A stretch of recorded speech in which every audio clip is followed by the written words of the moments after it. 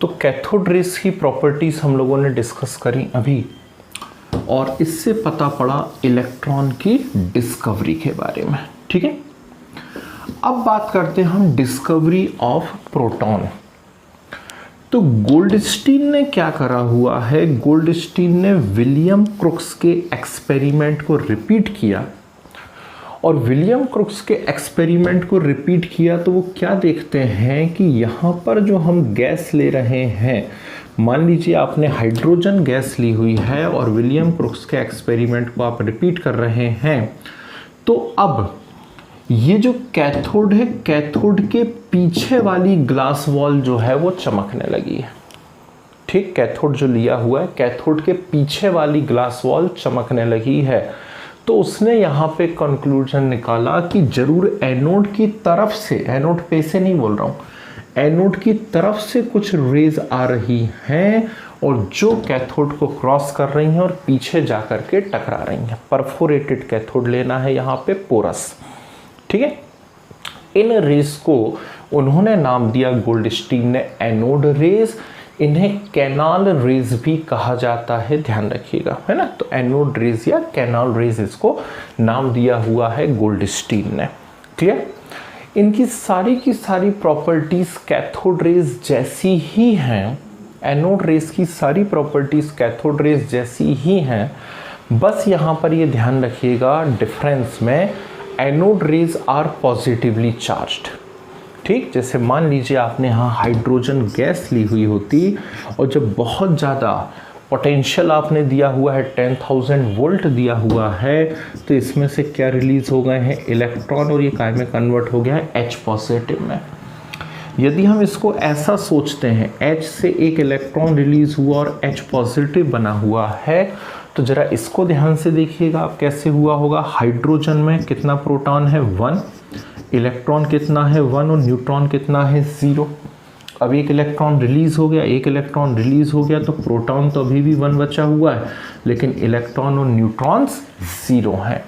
ठीक, तो डिफरेंस ध्यान रखिएगा कि कैथोड रेज कैथोड से प्रोड्यूस हो सकती हैं, लेकिन एनोड रेज एनोड से प्रोड्यूस नहीं होती। एनोड रेज डिस्चार्ज ट्यूब में अंदर बीच में कहीं बना करती हैं। क्लियर है बात, ये ध्यान रखिएगा आप लोग, एक अच्छी बात है। दूसरी बात यहाँ पर कि कैथोड रेज नेगेटिवली चार्ज थी, जबकि एनोड रेज जो हैं वो कैसी हैं, पॉजिटिवली चार्ज्ड हैं।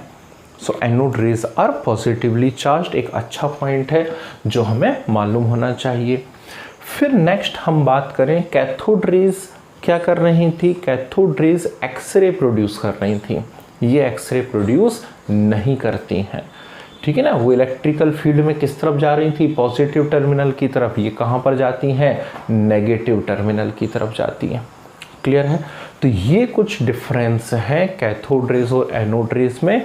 बाकी सारी की सारी प्रॉपर्टीज इनकी कैसी हैं, सिमिलर हैं। क्लियर है बात, ठीक है ना। अब सुनिए ध्यान से जो मैं बात बोलने जा रहा हूँ। नेक्स्ट कंसेप्ट जो हम यहाँ डिस्कस करने जा रहे हैं, that is discovery of neutron. अब न्यूट्रॉन की डिस्कवरी कैसे हुई, तो जब हम डाल्टन्स एटॉमिक थ्योरी पढ़ते हैं, तो डाल्टन्स एटॉमिक थ्योरी में कहीं पर एक पॉइंट आया करता था कि atom can neither be created nor destroy. ठीक है ना, उन्होंने ऐसा सोचा था, उन्होंने ऐसा बोला था डाल्टन ने कि एटम को आप ना क्रिएट कर सकते हैं ना डिस्ट्रॉय कर सकते हैं। लेकिन बाद में क्या हुआ कि रदरफोर्ड ने एक्सपेरिमेंट करना चालू करे। ठीक, फिर हम देखते ही हैं कि मैडम क्यूरी आ गई, उनके हस्बैंड आ गए, फिर मैडम क्यूरी की बेटी आ गई आयरीन क्यूरी, ठीक है ना। और इन्होंने बहुत सारे रेडियो एक्टिविटी से रिलेटेड एक्सपेरिमेंट करे हुए हैं। ठीक, और रेडियो एक्टिविटी से रिलेटेड जब इन्होंने एक्सपेरिमेंट किए हुए हैं, तो वहाँ पर एक नई चीज़ डिस्कवर हुई, रदरफोर्ड ने किया हुआ, that is known as artificial transmutation. ध्यान से सुनिएगा, क्या, आर्टिफिशियल ट्रांसम्यूटेशन। आर्टिफिशियल ट्रांसम्यूटेशन से मीनिंग क्या होता है, आर्टिफिशियल ट्रांसम्यूटेशन से मीनिंग होता है एक एलिमेंट को दूसरे में कन्वर्ट करना। ठीक, तो आर्टिफिशियल ट्रांसम्यूटेशन के एक्सपेरिमेंट किसने किए हुए थे? सबसे पहले रदरफोर्ड ने किए हुए थे। अब चैडविक ने उसी के एक्सपेरिमेंट को आगे बढ़ाया। आईआईटी का क्वेश्चन ध्यान से देखिएगा, चैडविक ने रदरफोर्ड के एक्सपेरिमेंट को ही आगे बढ़ाया। उन्होंने लिया बेरिलियम B49 और इस बेरिलियम पर उन्होंने कराई अल्फा पार्टिकल की बम्बार्डमेंट। तो बेरिलियम लिया हुआ है B49 और इस पर अल्फा पार्टिकल की बम्बार्डमेंट कराई। जब बेरिलियम पे अल्फा पार्टिकल की बम्बार्डमेंट उन्होंने कराई तो वो क्या देखते हैं कि बेरिलियम कन्वर्ट हो गया C612 में। अब देखिए एटॉमिक नंबर यहाँ 4 + 2 कितना है? 6, तो यहाँ भी 6 है, मतलब बैलेंस है। मास नंबर यहाँ कितना है? 9 + 4, 9 + 4 13, जबकि यहाँ पर कितना है? 12। तो चैडविक ने क्या सोचा कि जरूर यहाँ पर कुछ तो एक निकल रहा है जिसका एटॉमिक नंबर कितना है? 0 और उसका मास कितना है? 1 है। ये जो एक नया पार्टिकल वहाँ पता पड़ा चैडविक को, जब उसने आगे स्टडी करी तो उसे पता पड़ा कि ये पार्टिकल इलेक्ट्रिकली न्यूट्रल है। कैसा है ये? इलेक्ट्रिकली न्यूट्रल है। और क्योंकि ये पार्टिकल इलेक्ट्रिकली न्यूट्रल निकला, इसीलिए चैडविक ने उसे क्या नाम दिया? न्यूट्रॉन नाम दिया। समझने बात को? तो ये जो इक्वेशन लिखी हुई है ये बहुत इंपॉर्टेंट इक्वेशन है कॉम्पिटिटिव के नज़रिए से। कृपया करके इसे ध्यान रखिएगा, ये बहुत काम आएगी आपके। ठीक है, तो बेरिलियम पे अल्फा पार्टिकल की बम्बार्डमेंट से सबसे पहले क्या डिस्कवर हुआ था? न्यूट्रॉन डिस्कवर हुआ था। ठीक, इसमें एक और पैरेलल रिएक्शन भी दी जाती है साथ में, कभी कभी बोरॉन लिया हुआ है। ठीक, बोरॉन 511 और इस पे अल्फा पार्टिकल की बम्बार्डमेंट हो जाए तो यदि बोरॉन के ऊपर अल्फा पार्टिकल की बम्बार्डमेंट होती है तो ये कन्वर्ट हो जाएगा N714। अब चेक करिए, यहाँ पर एटॉमिक नंबर 5 + 2 7, यहाँ भी कितना है? 7, बैलेंस है। 11 + 4 कितना होता है? 15, जबकि यहाँ कितना है? 14। यानी कोई एक चीज़ निकल रही है जिसका नंबर तो कैसा है? 0, लेकिन मास कितना है? 1, और वो कौन है? न्यूट्रॉन है। क्लियर? तो ये मैंने आपको बताया यहाँ पर कि इलेक्ट्रॉन, प्रोटॉन और न्यूट्रॉन की डिस्कवरी कैसे हुई। ठीक, ये आपकी बुक के अकॉर्डिंग यदि देखेंगे तो ये फर्स्ट पार्ट है आपकी बुक का, लेकिन जब मैं पढ़ाता हूँ तो मैं इसे सेकंड पार्ट में पढ़ाता हूँ। थोड़ा सा बोरिंग जरूर है पढ़ने के हिसाब से, लेकिन इसमें क्वेश्चंस बड़े तगड़े बनते हैं कॉम्पिटिटिव के अंदर। ठीक, क्योंकि ज़्यादातर बच्चे छोड़ देते हैं इस पार्ट को, अरे उन्होंने कहा क्या पढ़ाना यार, ये तो 11th लेवल की बातें हैं, स्कूल एग्ज़ाम में आ जाएगा, कैथोड रेज की प्रॉपर्टी लिखो या एनोड की प्रॉपर्टी लिखो। तो ऐसा नहीं है। ठीक, ज़रा सतर्क रहिएगा। जैसे मैंने आपको एक रिलेशन बताया, mass of electron in motion, ठीक है ना, तो mass of electron in motion एक बहुत इम्पॉर्टेंट ठीक फार्मूला है, वो आपको मालूम होना चाहिए। ठीक, E/m आपको मालूम होना चाहिए कितना होता है इलेक्ट्रॉन का। तो यहाँ पर हम इलेक्ट्रॉन, प्रोटॉन और न्यूट्रॉन की कुछ कंपैरेटिव स्टडी करने जा रहे हैं। ठीक, एक बहुत प्यारा सा मैं चार्ट बता रहा हूँ आप लोगों को, ज़रा ध्यान रखिएगा कि किस प्रकार से वो चार्ट आएगा। यहाँ देखिए, हम ले रहे हैं पार्टिकल्स, फंडामेंटल पार्टिकल्स कौन कौन से हम लेंगे, इसके बाद इनके सिंबल, सिंबल के बाद मैं यहां पर लेता हूं चार्ज। ठीक, चार्ज को 3 टाइप से हम शो करेंगे। कूलम्बिक चार्ज, कूलम्बिक चार्ज के बाद ESU इलेक्ट्रोस्टैटिक यूनिट, और फाइनली यूनिट चार्ज। ठीक है, फिर मैं आगे बात करता हूं मास के बारे में। ठीक, मास kg में शो करेंगे कितना होता है, kg के बाद हम लोग AMU में शो करेंगे, और AMU के बाद रिलेटिव मास शो करेंगे, मतलब हाइड्रोजन के कंपेयर में कितना है। और फिर हम बात करेंगे इनका E/m, चार्ज और mass ratio in coulomb per gram, coulomb per ग्राम में चार्ज और मास रेशियो कितना होता है। ठीक है, तो ये कुछ यहाँ हम इंफॉर्मेशंस देखने जा रहे हैं। एक कंपैरेटिव स्टडी हो जाएगी यदि, तो आपके लिए भी बहुत यूज़फुल रहेगा। ठीक, चाहे तो स्क्रीनशॉट ले लेंगे इसका, या फिर इसको बढ़िया तरीके से आप अपने नोट्स में लिख लेंगे, क्योंकि ये इन्फॉर्मेशन हमेशा काम आएंगी जब तक आप केमिस्ट्री पढ़ेंगे तब तक। ठीक है ना। तो पहला फंडामेंटल पार्टिकल है इलेक्ट्रॉन। ठीक, इलेक्ट्रॉन को आप क्या करेंगे, इलेक्ट्रॉन को आप ई नेगेटिव से हम ऐसा शो कर देते हैं, ई नेगेटिव से शो कर देते हैं, या फिर इसे E-1 0 से शो करेंगे। ठीक, तो ऐसा ई नेगेटिव हम कहीं भी बना देते हैं, हम उसको इलेक्ट्रॉन बोल देते हैं, या फिर E-1 0 से आप उसे रिप्रेजेंट करेंगे। कूलम्बिक चार्ज कितना होता है इलेक्ट्रॉन पे, तो इलेक्ट्रॉन पे कूलम्बिक चार्ज होता है 1.6 × 10⁻⁻19 कूलम। 1.6 × 10⁻⁻19 कूलम होता है इस पे चार्ज। ESU चार्ज कितना होता है, ESU इलेक्ट्रोस्टैटिक यूनिट है ना, CGS। ठीक, इसमें चार्ज होता है 4.8 × 10⁻⁻10।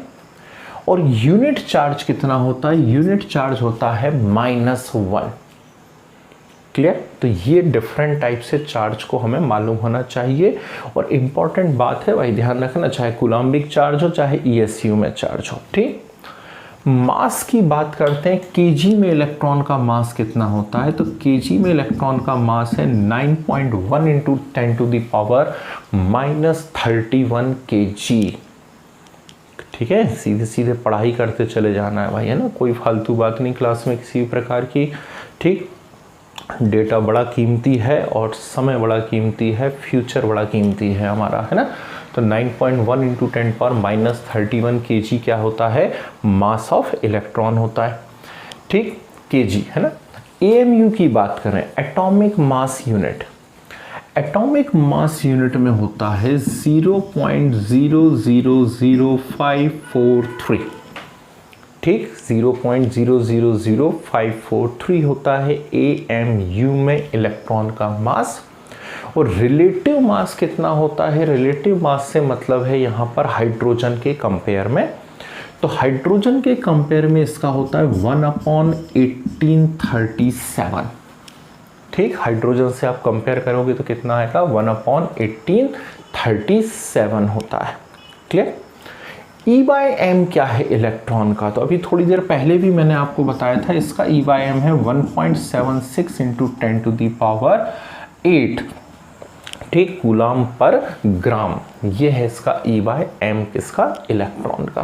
तो कंप्लीट इंफॉर्मेशन मैंने आपको यहाँ पर बता दी इलेक्ट्रॉन से रिलेटेड। ठीक है, अब हम बात करते हैं यहाँ प्रोटॉन के बारे में। यदि प्रोटॉन की मैं बात करता हूँ तो ऐसा जनरली लोग P सिंबल से इसको रिप्रेजेंट कर देते हैं, नहीं तो ज़्यादा अच्छी बात है H पॉजिटिव। H पॉजिटिव इस प्रोटॉन, ध्यान रखिएगा। चार्ज सेम होता है, इलेक्ट्रॉन और प्रोटॉन पे इक्वल और अपोजिट चार्जेस होते हैं। इलेक्ट्रॉन का नेगेटिव चार्ज माना जाता है, प्रोटॉन का कैसा है, पॉजिटिव है। ठीक, तो कूलम्बिक चार्ज सेम होता है, ESU चार्ज सेम होता है, लेकिन यूनिट चार्ज इस पे कितना मानेंगे, +1, और इलेक्ट्रॉन पे यूनिट चार्ज कितना था, -1। क्लियर। जब मास की आप बात करेंगे तो इसका मास है 1.6 × 10⁻⁻27 kg। वो था -31 kg और ये है -27 kg, नियरली 10,000 टाइम्स हैवी है। ठीक, इलेक्ट्रॉन के कंपेयर में नियरली 10,000 टाइम्स हैवी है कौन, प्रोटॉन। AMU में यदि आप बात करते हैं तो 1.007 AMU और relative mass nearly equal to 1, यानी हाइड्रोजन के लगभग बराबर है किसका मास, प्रोटॉन का मास। ठीक है ना। E/m कितना होता है, तो इसका E/m होता है 9.56 × 10⁴। यह है E/m ऑफ प्रोटॉन। तो ये प्रोटॉन से रिलेटेड सारी इंफॉर्मेशंस हो गई, आपको ध्यान रखना चाहिए। लास्ट यहाँ पर आता है न्यूट्रॉन।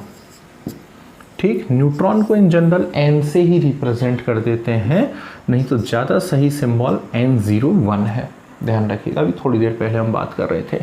ठीक, नेट चार्ज जो है न्यूट्रॉन पे कैसा होता है, zero. Net charge on neutron is zero.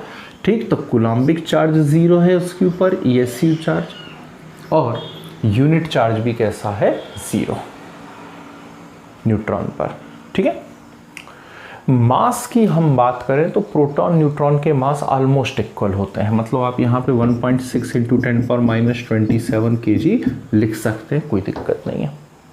और जब AMU की बात करेंगे तो कितना कहेंगे, 1.008, कोई बहुत बड़ा डिफरेंस नहीं आ रहा है, ठीक है ना। और रिलेटिव मास इक्वल टू 1। ठीक, E/m कितना होगा न्यूट्रॉन के लिए, जल्दी से बता दीजिए। तो न्यूट्रॉन के लिए E/m कितना होगा, 0 होगा भाई साहब। क्यों होगा 0, क्योंकि न्यूट्रॉन का चार्ज कैसा है, 0 है ना। तो E/m भी कैसा आ जाएगा, उसका 0 आ जाएगा। क्लियर है यहाँ तक बातें। तो इस चार्ट का आप स्क्रीनशॉट ले लीजिए या तो, या नोट्स में बढ़िया तरीके से इसको बना लीजिए, क्योंकि ये बहुत काम आने वाला है आपको। इलेक्ट्रॉन, प्रोटॉन और न्यूट्रॉन का पूरा डिटेल मैंने आपको बता दिया। ठीक, अब जब तक आप केमिस्ट्री पढ़ेंगे तब तक इसको आप यूज़ करते रहिएगा।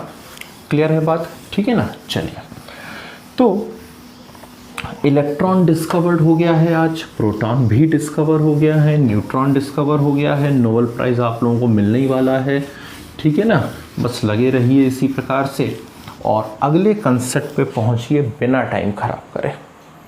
ठीक, पहले भी बोल रहा हूँ, क्लास बहुत इम्पॉर्टेंट है, टाइम बहुत इम्पॉर्टेंट है ना।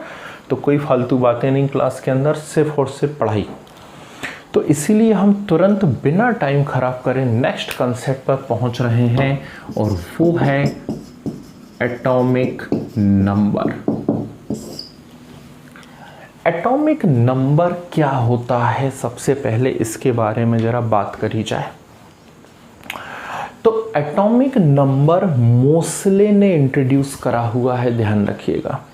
Atomic number introduce by Mosle, और मोसले इक्वेशन क्या है, मोसले इक्वेशन है √μ = a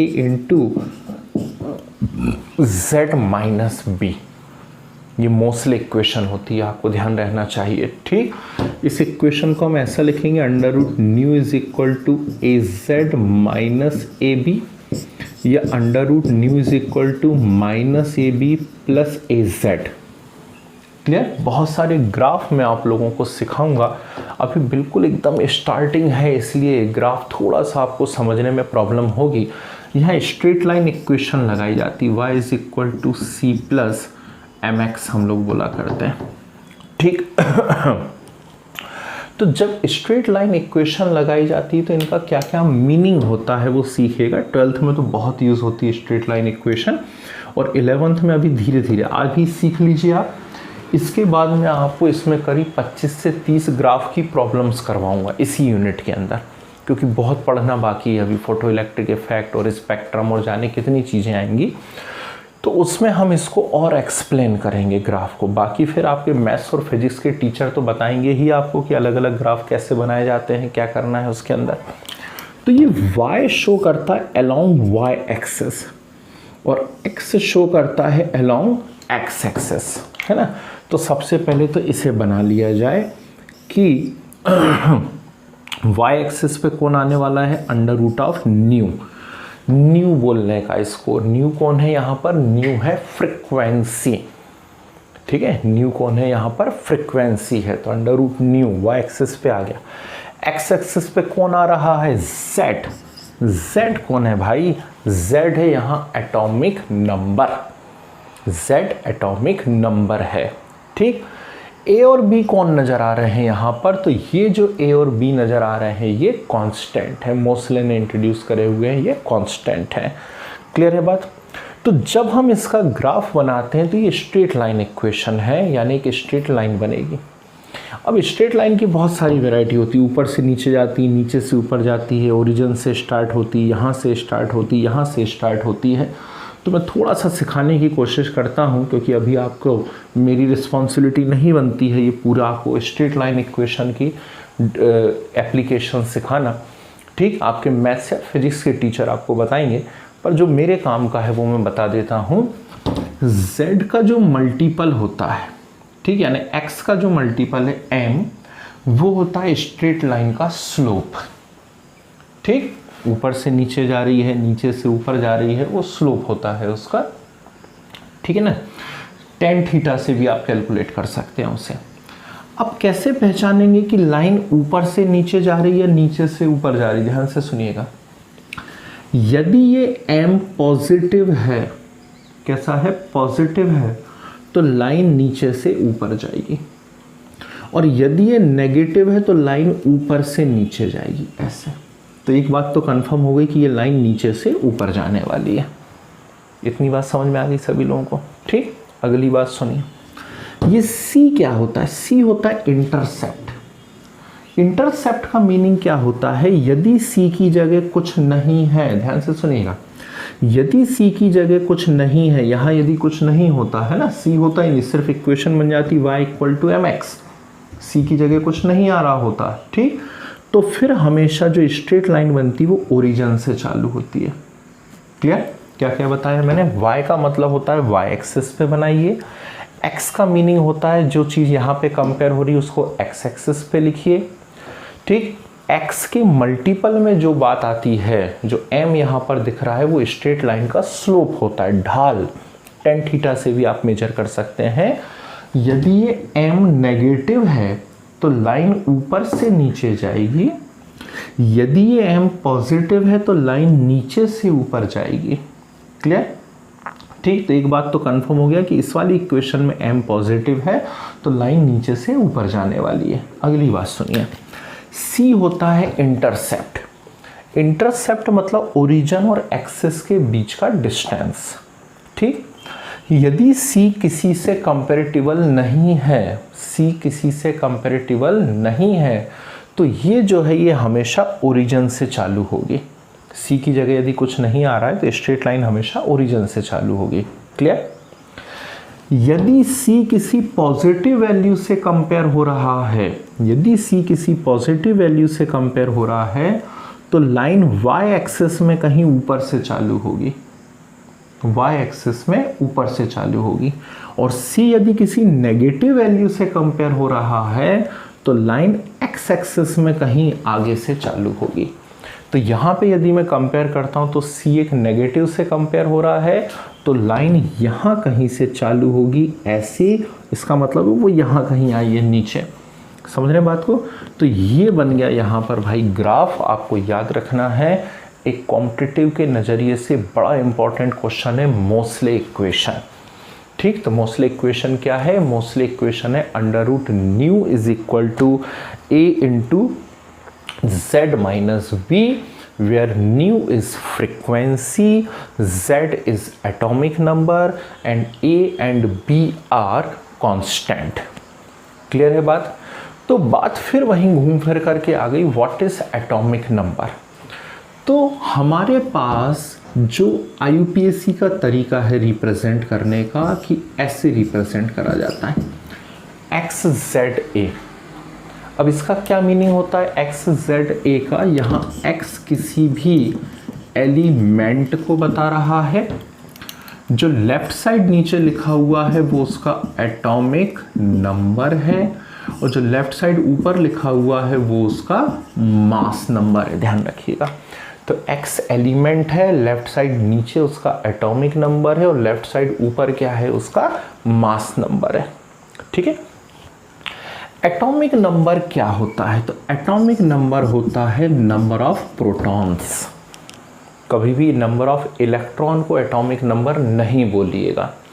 क्यों नहीं बोलिएगा? ध्यान रखिए, अभी अभी आप स्टार्ट कर रहे हैं केमिस्ट्री सीखना, 11th में आए हैं ताजे ताजे आप लोग, तो इलेक्ट्रॉन के नंबर को एटॉमिक नंबर इसलिए नहीं बोलना क्योंकि किसी भी एलिमेंट की पहचान होती है उसका एटॉमिक नंबर।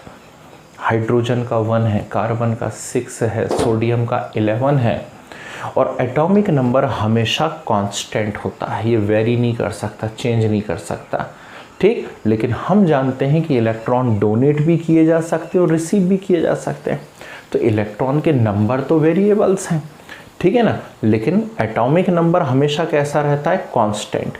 इसीलिए प्रोटॉन ना दिए जा सकते हैं ना लिए जा सकते हैं।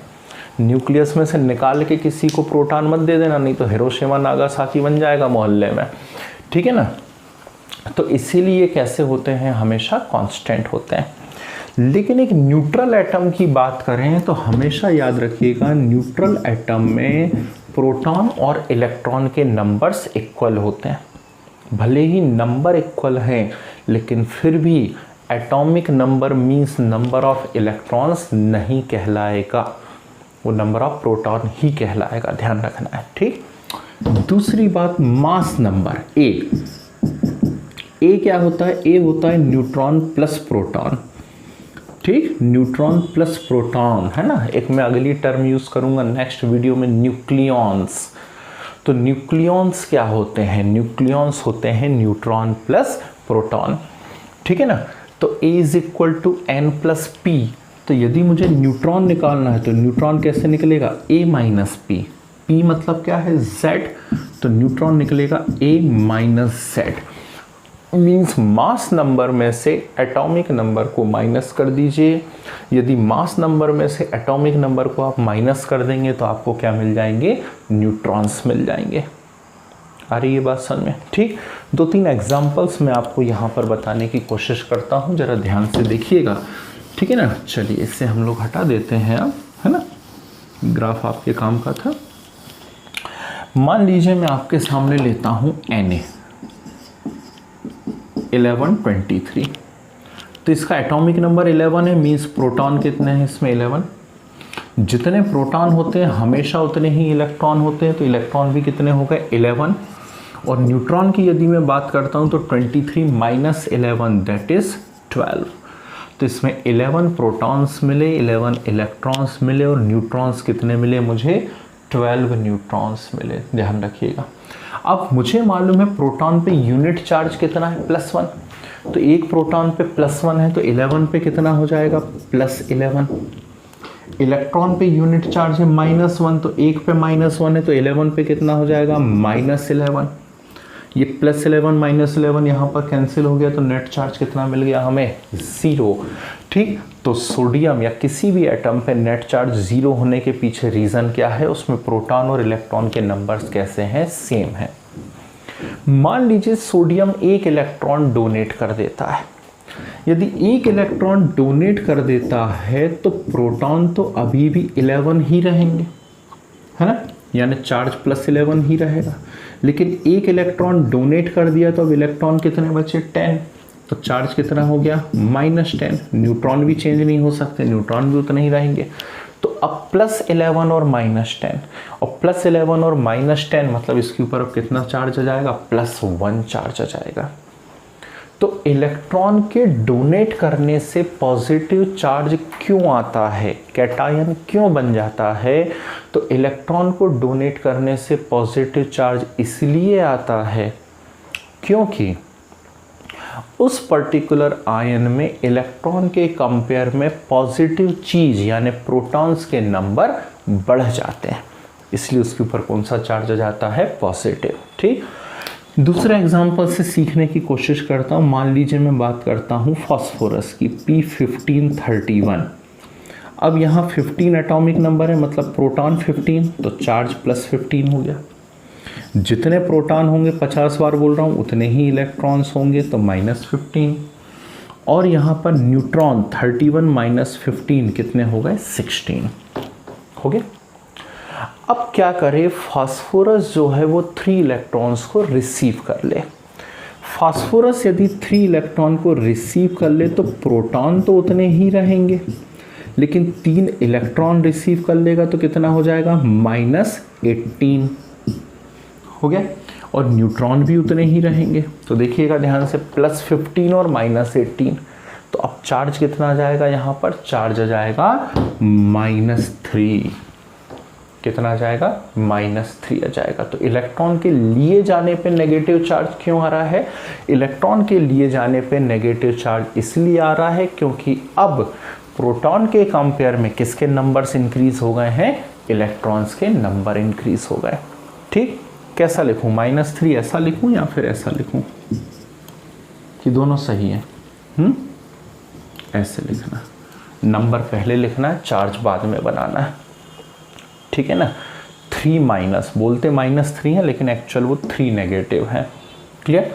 तो इस प्रकार से हम कैलकुलेशंस किया करते हैं। यदि मान लीजिए मैं आपको कोई बड़ी स्पीशीज़ दे देता हूँ और आपसे कहता हूँ चलो इसके अंदर total number of electron, proton और न्यूट्रॉन्स को आप मेजर करिए।